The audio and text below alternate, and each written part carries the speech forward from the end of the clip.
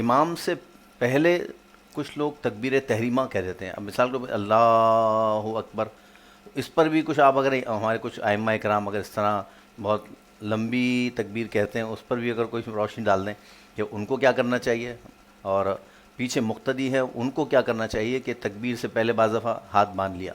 دیکھیں تکبیر تحریمہ کی جو تکمیل ہے یہ اللہ اکبر کا لفظ مکمل ہونے کے بعد ہی یہ مکمل ہوتی ہے. ٹھیک ہے، اب اگر کسی نے امام سے پہلے یہ تکبیر مکمل کر لی، آدھی تکبیر یعنی میں یہ امام صاحب نے کہا تھا صرف اللہ. اللہ اور اس نے پہلے ہی اللہ اکبر کہہ کے شروع کر دیا، جی، تو یہ اس کی نماز کا آغاز ہی نہیں ہوگا اللہ. کیونکہ یہ امام سے پہلے شروع کر چکا ہے.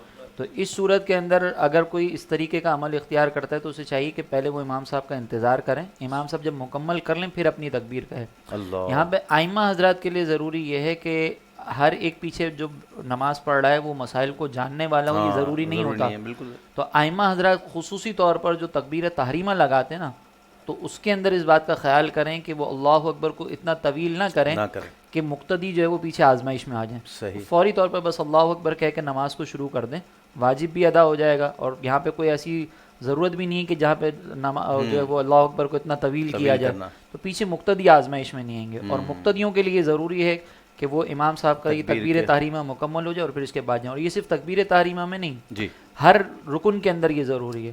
صحیح. تکبیر تحریمہ میں اگر پہل کر لی تو پھر اس صورت میں تو جو ہے وہ نماز ہی نہیں نماز ہی ہوگی. نہیں ہوگی. لیکن دیگر اگر چیزوں میں کیا تو سرکار علیہ الصلوۃ والسلام نے فرمایا کہ جو امام سے پہل کرنے میں جلدی کرے گا، رکن کی ادائیگی میں جلدی کرے گا، تو وہ جہنم میں بھی جلدی کرے گا، اللہ. جہنم میں جانے میں بھی.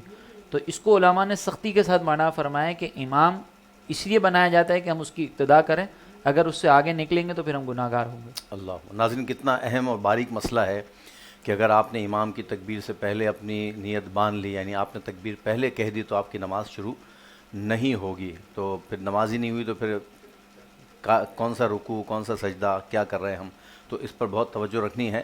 اسی طرح امام علامہ صاحب، رکوع اور سجود میں بعض لوگ جلدی چلے جاتے ہیں یا پہلے اٹھ جاتے ہیں، اس پر کیا حکم ہوگا؟ اگر کسی نے تکبیر تحریمہ صحیح لگا لی ہے، اس کے بعد امام کے سجدے سے پہلے یا بعد میں، یا تو وہ گناہ گار تو ہوگا اگر جان بوجھ کر اس نے کیا، لیکن نماز پہ کوئی فرق نہیں پڑے گا. اسی طریقے سے آخر میں جو سلام پھیرا جاتا ہے، تو سلام میں بھی بعض اوقات ائمہ حضرات جو ہے وہ طویل کر دیتے ہیں، السلام علیکم.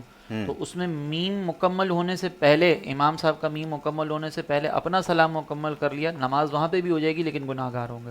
اچھا. تو وہاں پہ بھی احتیاط کی ضرورت ہے کہ امام سے پہلے ہم نے نہیں پڑھنا، بس یہ ہمیں ذہن رکھنا.